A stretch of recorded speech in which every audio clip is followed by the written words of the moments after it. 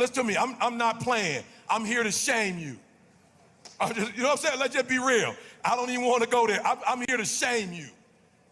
And I'm here to shame you, not because I want to hurt your feelings, but I'm hoping to pull something out of you that's already in you, but you just haven't pulled it out yet.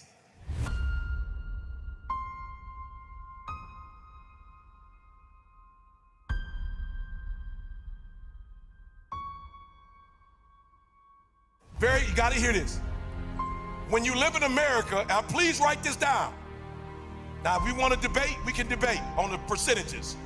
But let me just say that 75%, when you were born in America, 75% of the work has already been done when you're born in this country.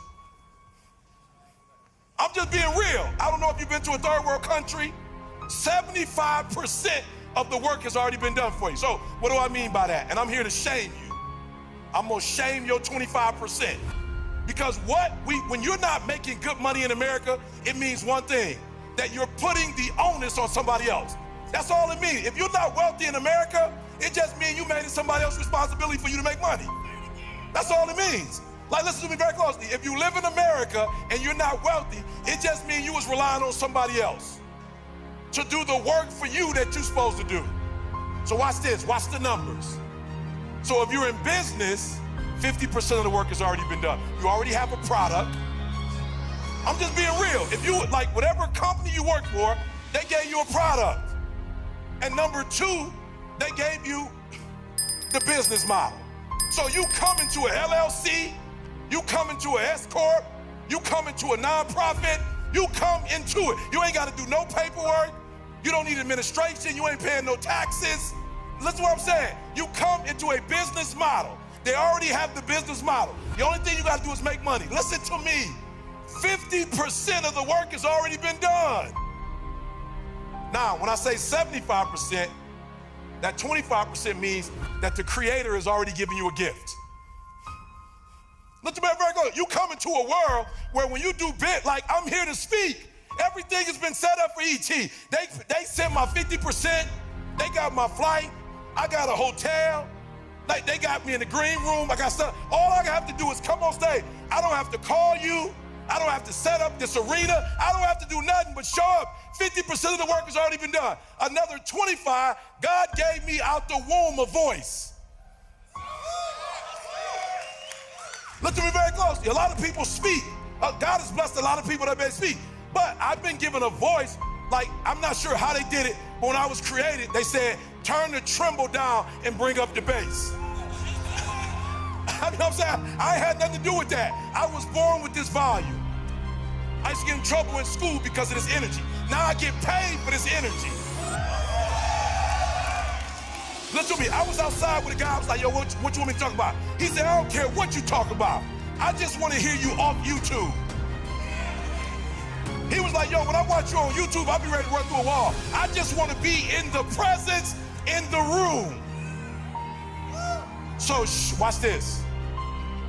75% of the work has already been done. The real problem we have, the 25%, which is personal development, that's why we're not making no money. That's why we're not making no money.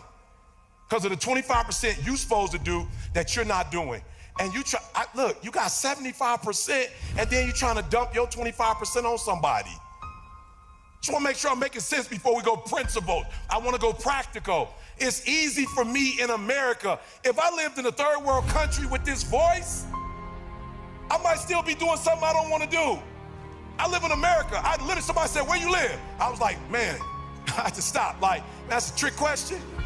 They was like, no, where you live? I was like, it depends. That was like, depend on what? The season. So in the summer and spring, I live in Michigan.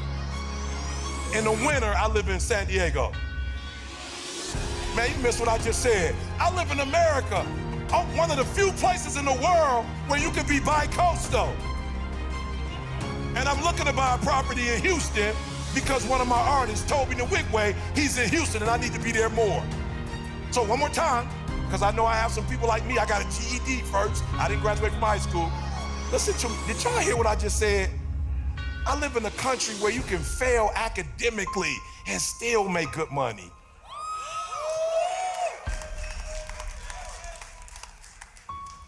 So number one, we're gonna talk about, now I don't do money, I do wealth. Because I'm financially well off, but I've been married 31 years to my high school sweetheart. We've been together almost 35 years. I got 2 grown kids. You live in a country where I was homeless for 2.5 years. I was a high school dropout. I got my GED, went to college, and got kicked out of college. And I'm still the #1 motivational speaker in the world. Only in America can you start at 25, and then up from 25 to 51, you can still be #1 in the world. So please write this one down. No excuses. Write this down. I'm not playing. Write this down. And for those of you who don't write, that's why you're not where you're supposed to be. You don't follow instructions. Follow instructions. Listen to what I just said. There's somebody in this room. I'm not going to be available next week, but I'm available today, and you're going to need this information. And I need you to take. Now, it doesn't mean you ain't 90% there. It don't mean you're not 80% there already. It don't mean you're not 100%. But I'm trying to explain to you where I am in the world. I'm still not where I want to be. And God strategically still is putting people in my life to help me to get to the next level because they have experiences I don't have. They have knowledge I don't have. They have influence I don't have. They got connects I don't have. They got impact I don't have. I have students that I know personally at Michigan State that went through school because of Bill Gates. I'm from Detroit. I'm from Chicago. I was like, yep, I got you, bro. I need to be a billionaire. I got it. I got it. Makes sense. Now, y'all think I'm playing. But I want you to hear something. I walked away from that room knowing I need to be a billionaire, not so I could buy stuff, so I could change the world. And I now have a scholarship that's 10% of a few million that we're making. And you know what's crazy? The person that's over my estate, she actually created a scholarship for kids. She put hundreds of thousands of dollars to the side for kids on academic probation like I was. Okay, y'all missed that. You missed that. When you're on academic probation and you want to come back to school, there is no scholarship for that. So she created a scholarship for kids who messed up, but then they turned their life around. Does that make sense? So watch this. The reason why I didn't want to be a billionaire is because I didn't want to bear the responsibility of being a billionaire. I'm going to say it one more time. If you understand what I'm saying, raise your hand. If you don't, don't. But when I say to you, I loved only making right about $1 million, because there's a different level of responsibility when you make right at $1 million versus a billionaire. Do you understand what I mean now why I said I didn't want to bear responsibility? If that makes sense, raise your hand. Listen to me. Your 8-figure or 9-figure opportunity is a responsibility away.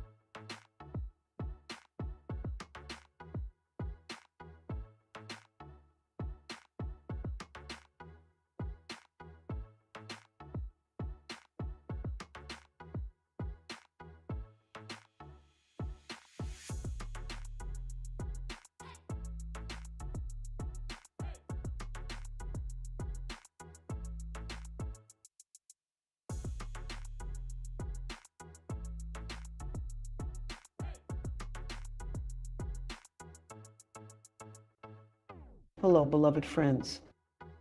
Today I want to talk about doing whatever it takes to create the life you truly desire. Life is not just happening to us, it is responding to us. The thoughts we think, the words we speak, and the beliefs we hold are powerful forces shaping our reality every single day. If you are willing to embrace that power and do whatever it takes to manifest your dreams, you can create a life filled with joy, health, and abundance. Let's explore how together. To begin transforming our lives, one of the most crucial steps is to recognize and release the limiting beliefs we carry within us. These beliefs are not facts, yet they often shape our entire reality, influencing the choices we make, the opportunities we pursue, and how we perceive ourselves and our potential. Limiting beliefs are stories or ideas about ourselves and the world that we have absorbed over time, sometimes so deeply that we may not even realize they are there. They may stem from early childhood, from what we were told by others, or from experiences that left us feeling inadequate or unworthy.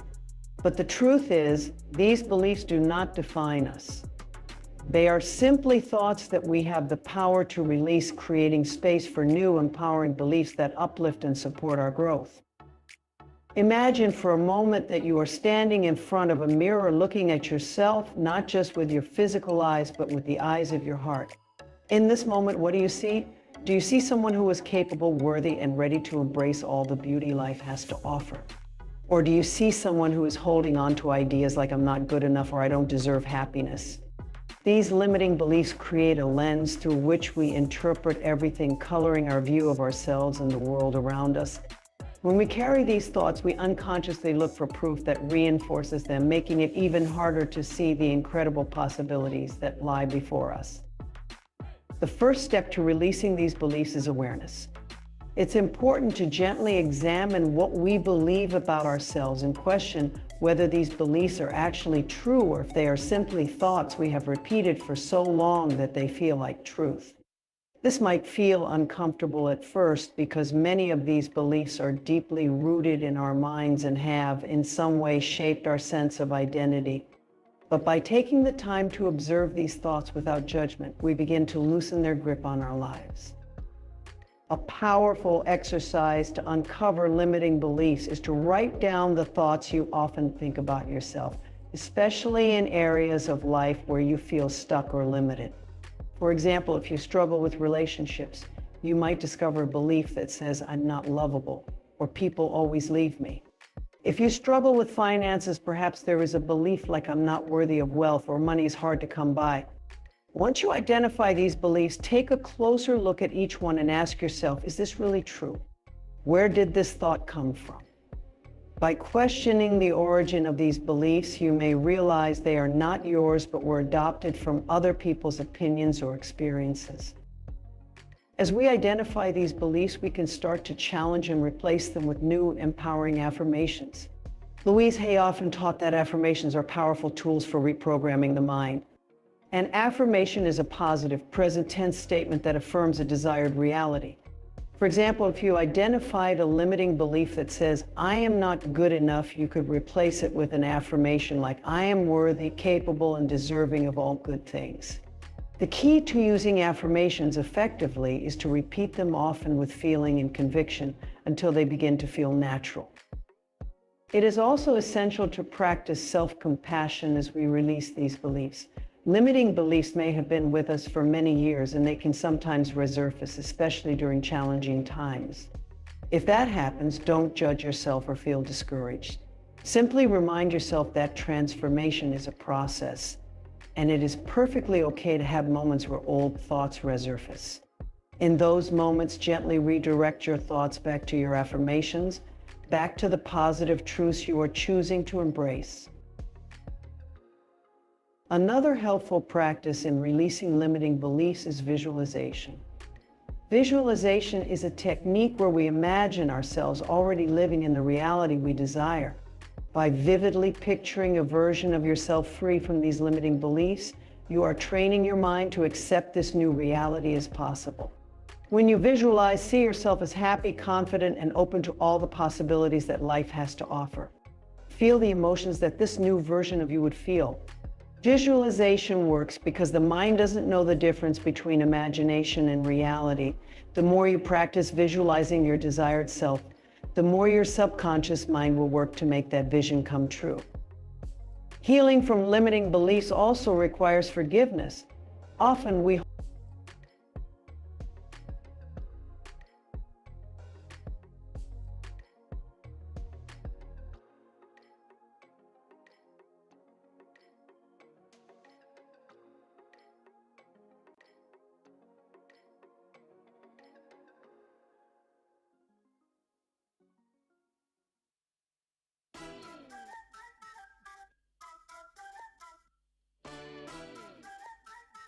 Get it?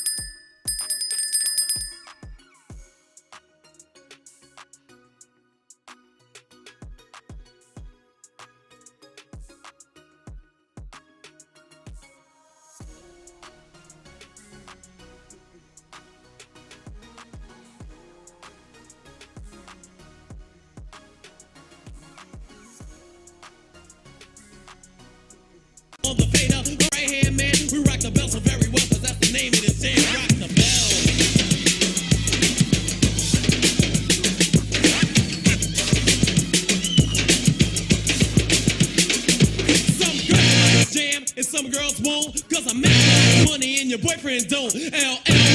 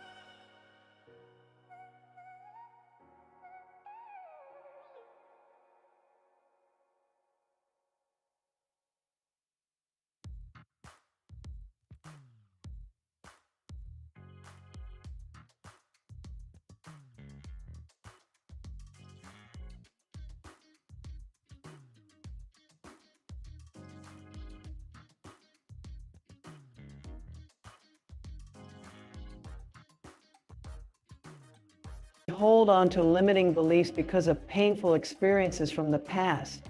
Perhaps someone told us we were not good enough and we believed it. Perhaps we failed at something and internalized that failure as part of our identity. By forgiving ourselves and others, we release the emotional charge that keeps these beliefs alive. Forgiveness does not mean condoning hurtful actions. It simply means letting go of the hold that the past has on us. When we forgive, we free ourselves from resentment, allowing our hearts to be open to new possibilities.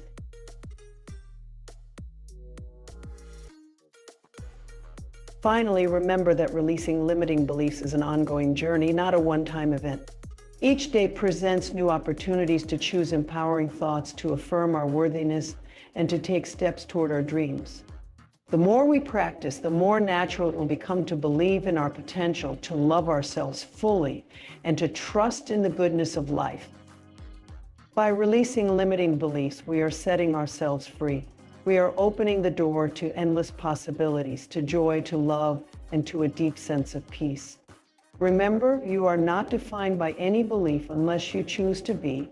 You have the power to reshape your reality, to create a life that reflects the truth of who you really are, a beautiful, capable, and deserving soul. Today, let go of those old stories, step into your power, and embrace the infinite potential that lies within you. Embracing self-love is one of the most transformative practices we can bring into our lives. It is the foundation of all healing, growth, and happiness, for how we view and treat ourselves influences everything from the relationships we attract to the decisions we make. Yet self-love is often misunderstood and overlooked, as many of us have been conditioned to prioritize others or feel unworthy of true compassion. But when we genuinely embrace self-love, we begin to recognize our own worth, treat ourselves with kindness, and create a life filled with peace. Self-love starts with a shift in perspective. It requires us to understand that we are inherently worthy just as we are, without needing to prove or earn that worth through external achievements or approval. Many of us carry beliefs that our value depends on how much we accomplish, how others perceive us, or how well we meet societal expectations. These beliefs are rooted in a fear of inadequacy, leading us to seek validation outside of ourselves. But embracing self-love is about recognizing that our worth is intrinsic. We are worthy of love, respect, and kindness simply because we exist. This belief in our own worthiness is the first step to truly loving ourselves. To cultivate self-love, we must also practice self-compassion. Self-compassion means treating ourselves with the same kindness and understanding that we would offer to a friend in need. It is about being gentle with ourselves, especially when we make mistakes or fall short of our goals. We all experience moments of self-doubt, insecurity, and failure, but rather than judging ourselves harshly, self-love invites us to respond with empathy. Instead of thinking, I can't believe I did that, we might say. It's okay, I'm learning and growing, and it's all part of the journey. Self-compassion allows us to honor our humanity, recognizing that we are not meant to be perfect. We are here to learn, to evolve, and to embrace the fullness of who we are. Embracing self-love also means creating space to nurture ourselves physically, emotionally, and spiritually. Taking care of our physical health through nourishing food, adequate rest, and exercise is an act of self-love.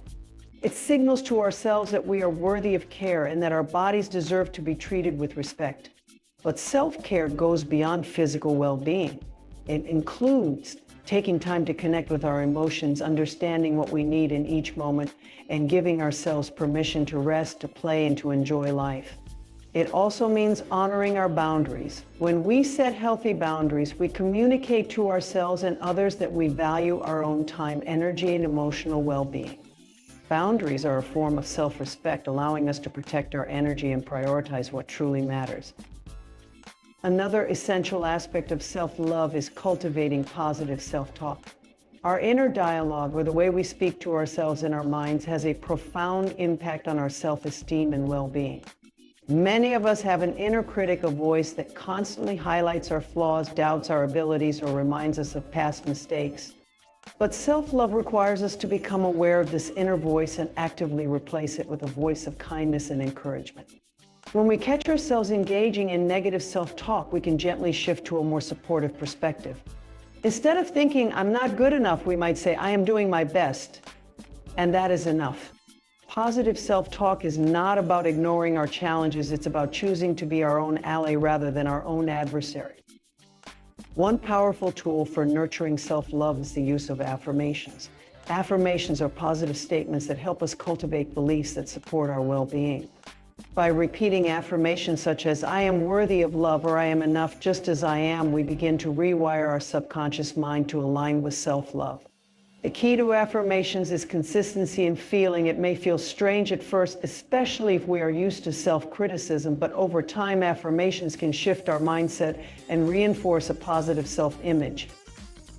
To embrace self-love fully, we must also practice forgiveness. Forgiving ourselves for past mistakes or regrets or perceived shortcomings is essential to releasing shame and moving forward with compassion.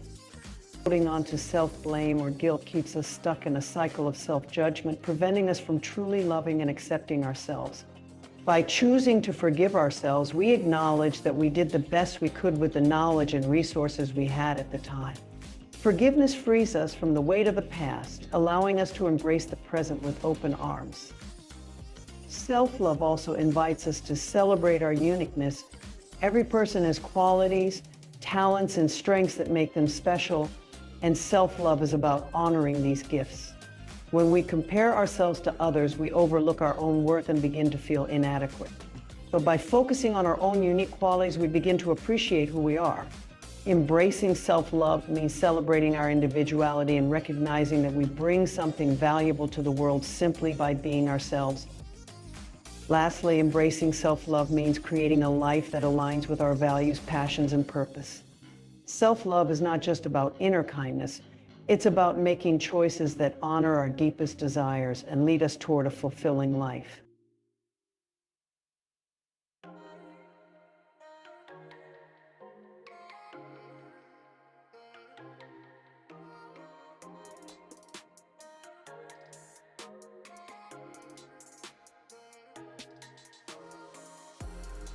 Pursue careers, relationships, and activities that reflect our authentic selves.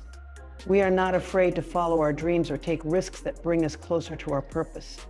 Self-love gives us the courage to create a life that feels true to who we are. Embracing self-love is not a destination, but an ongoing journey. There will be days when self-love feels natural and easy. There will be days when it feels challenging. But with patience, consistency, and compassion, self-love becomes a way of life. It is the quiet, gentle practice of honoring ourselves each day, of choosing to believe in our own worth, and of showing up for ourselves with kindness. When we embrace self-love, we not only transform our relationship with ourselves, but we also create a ripple effect that touches every aspect of our lives. We become more resilient, more joyful, and more open to the beauty of life. Remember, you are worthy of love exactly as you are. You don't need to be perfect to prove yourself or to meet anyone else's standards. Embracing self-love means choosing every day to honor and cherish yourself, knowing that you are deserving of happiness, peace, and fulfillment. Practicing daily affirmations is a transformative tool for reshaping our thoughts, beliefs, and ultimately our lives. Affirmations are short, positive statements that help us to focus our minds on our goals, strengths, and potential, reinforcing a positive self-image and an optimistic outlook. By repeating these statements regularly, we can begin to replace limiting beliefs and negative thought patterns with empowering, constructive ones that align with our desired reality. This simple yet profound practice has the power to rewire our subconscious mind, enabling us to build self-confidence, cultivate resilience, and nurture a more positive perspective. Affirmations work by influencing our subconscious mind, which plays a significant role in shaping our actions, decisions, and emotions. Our subconscious mind does not differentiate between reality and imagination. It accepts repeated thoughts as truth. This is why we are so affected by the thoughts we dwell on and the beliefs we hold. When we practice affirmations daily, we are essentially feeding our subconscious mind with positive, supportive messages that begin to shift our inner dialogue. Over time, affirmations help to change the default beliefs that influence how we see ourselves and the world around us, allowing us to align with our true potential and self-worth. To begin practicing affirmations, it is essential to create statements that feel authentic, empowering, and relevant to our current goals or challenges. Affirmations should be specific, simple, and stated in the present tense.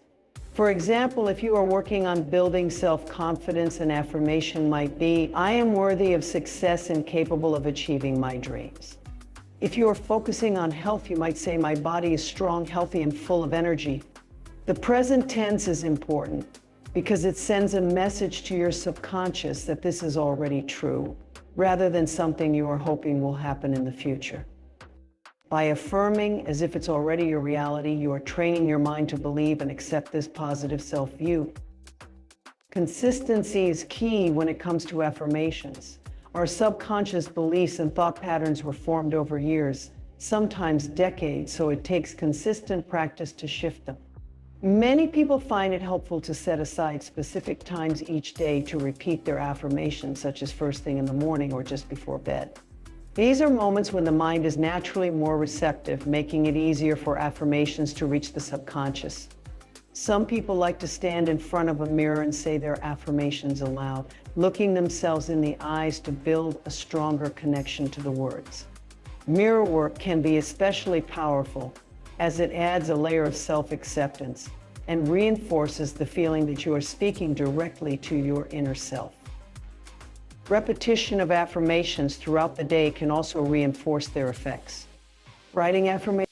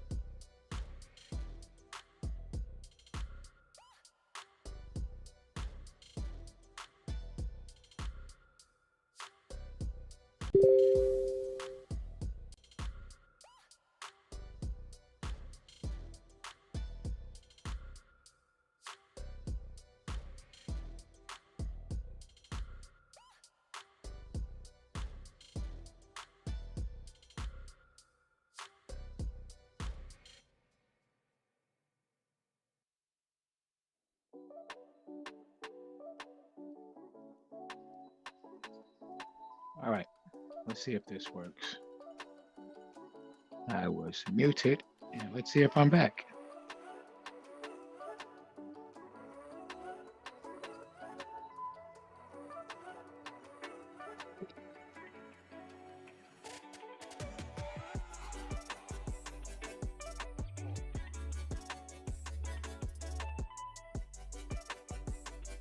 All right, so I'm just gonna quickly just kind of go over what I was just saying. Just notice that I was muted.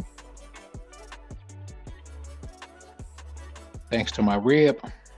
My rib let me know that we cannot hear you. Okay, so I put on motivational speaking the word, and the lady was talking about affirmations and being positive and speaking to your situation, speaking to your life, speaking to your surroundings. It's very true, because there was times when I've had kids that were sick, and I could see that they were in pain. I'd be like, oh, it's getting worse, it's getting worse. And I had to catch myself, and I stopped myself, and I started saying, okay, it's getting better. Okay, it's getting better. Pain is lightening up. You're starting to feel better. Okay, you're starting to feel better. All right, it's lightening up. All right, here we go. Thank you, Father. Thank you, God. And praying and asking God to heal them, and then claiming it, and then thanking God for them feeling better, and to be able to see the expression on their face start to change. The situation started to feel better. The pain started to decrease. Because as long as they hear us being, saying something, they're going to believe it. So if I said it's getting worse, then their facial expressions, their body language was saying, yes, it's starting to hurt more. I'm starting to get worse. But when I started saying you're feeling better, it's getting better, it's easing up, and they started to believe that, just speaking it and claiming it, asking. God said you have not because you ask not. So to ask and then claim it, right? Because you need faith to water that seed. And I've seen things turn around right before my eyes with doing that. So the same thing with the affirmations. You want to do that and speak positivity into your life, into your atmosphere, into yourself, into your family, your kids, your spouse. That's why I like Colossians 3:8 and 10. Okay, I'm going to read that. But now you yourself are to put off all these: anger, wrath, malice, blasphemy, and filthy language out of your mouth. Do not lie to one another, since you have put off the old man with his deeds and have put on the new man. It's very powerful. Lay that stuff to the side. Stop. Get you an affirmation. Write your own affirmation. Find some and speak positivity into yourself. I have a trading affirmation that I say. I'll put it up here and just kind of go over it, just let you see what it's like. If you want to take a screenshot of this, you can feel free to do that. But I am confident in a disciplined trader, guided by wisdom and faith. I trust in my abilities and knowledge to make sound decisions in the market. With God's grace and strength, I am capable of achieving success, just as the Bible teaches me in Philippians 4:13. I can do all things through Christ who strengthened me. I believe that if God has blessed others in their trading ventures, He will also bless me abundantly. I choose to stay positive, focused, and steadfast in my journey towards financial prosperity. It is the broker's job to pay me. I do not pay the brokers. I will not pay the brokers. They will pay me.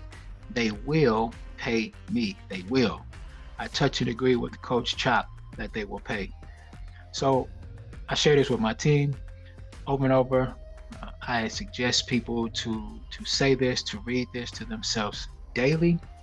It is so powerful to have an affirmation and stick with that affirmation. Say that affirmation over and over. Speak positivity to yourself, because a lot of us, we have our family members, they don't speak positive to us. They speak down on us. They don't lift us up. Some spouses, I see they do this to each other. Do not be that person to let other people speak down on you, and then you speak down upon yourself. Speak positivity into your life. Okay? It's time to turn things around, y'all. So we just grabbed one TP for today. The other one is halfway. We are still in the blue on that trade. So we know how it goes. The wife and I are getting ready to roll up out of here. Didn't really feel like talking too much today, but still wanted to get on here and show some love. If you are looking for help in your trading adventures and you're struggling, then don't hesitate. Reach out to me. You can catch me on Telegram at Chalk Time. You can scan this QR code right here and register for one of the courses, or even just a Zoom, and I'll jump on and talk to you. You can ask me some questions, set up an appointment, or scan this QR code. Join our Facebook group, right? It's a free community. Just come on over, catch some extra pips. You can reach out to me through, that if you want to talk to me. That's it, y'all. All right. It is Friday. Happy Friday.